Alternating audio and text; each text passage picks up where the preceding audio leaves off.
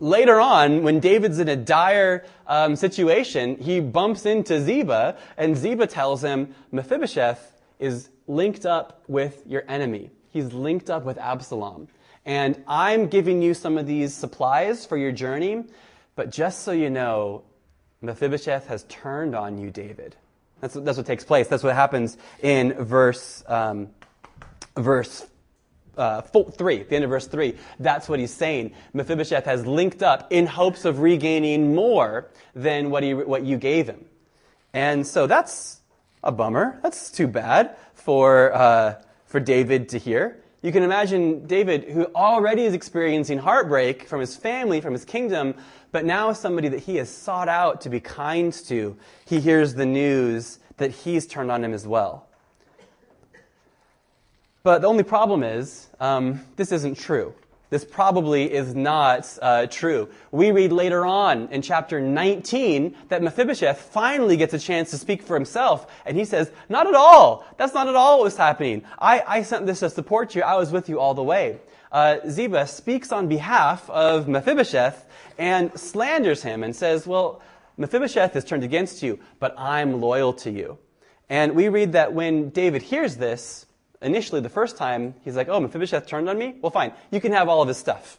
So you formerly were managing all of Saul's estates. I've given that to Mephibosheth. You know what? I undo that.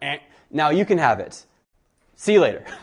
And so we see that David made this hasty decision because he heard that someone had turned against him. But it's all based on a lie. It's all based on a story that Ziba said to make himself look good and make someone else look bad.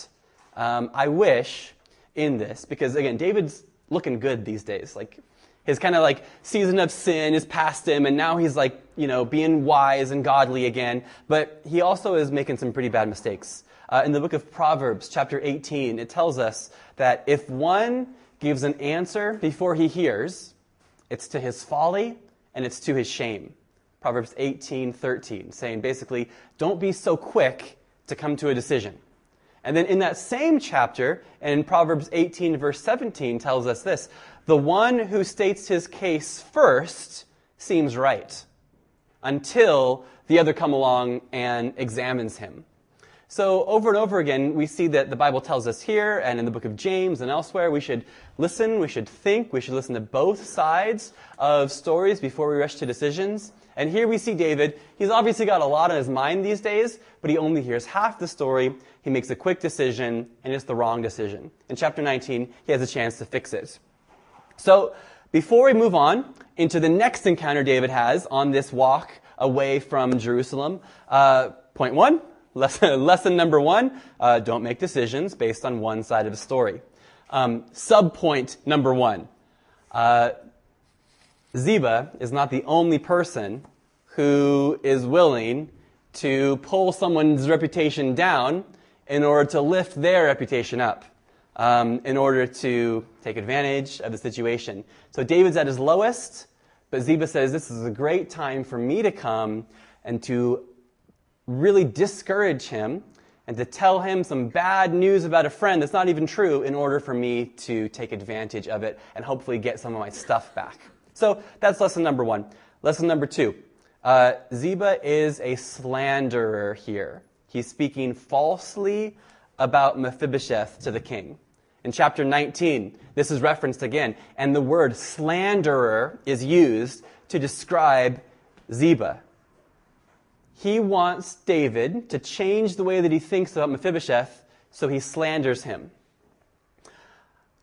The New Testament, the Greek language of the New Testament, it actually gives a few different words to the devil.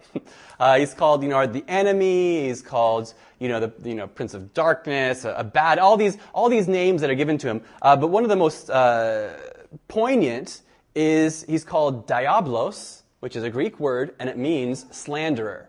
Slanderer/accuser. So essentially, one of the roles or one of the habits of Satan, one of his nicknames is he's a slanderer. He's someone who speaks ill against other people in order for the king to hopefully change his opinion about them. That is what Revelation chapter 12, verse 10 specifically says. It says that the devil is slandering and accusing the brothers day and night.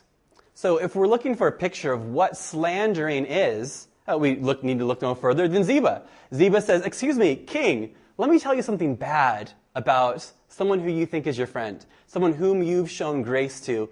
Let me tell you something bad about them." And sadly, David's opinion is changed really quickly because he's preoccupied, he's thinking about other things, but his opinion about Mephibosheth changes on the basis of slander. But here, a sub-point to that, the Son of David, the King of Kings, the Lord Jesus Christ, is never preoccupied, never too stressed to think things through, and is not easily talked out of his favor towards his people. And I love how Revelation 12:10 speaks about the devil slandering day and night God's people, but then we also read about God's people overcoming him by the blood of the Lamb and the word of their testimony. So here we see a little glimpse of someone trying to catch David's attention and change his opinion, and it works, but the Son of David, Jesus Christ, has chosen to show his grace upon you, believer, and he is not going to be quickly talked out of it.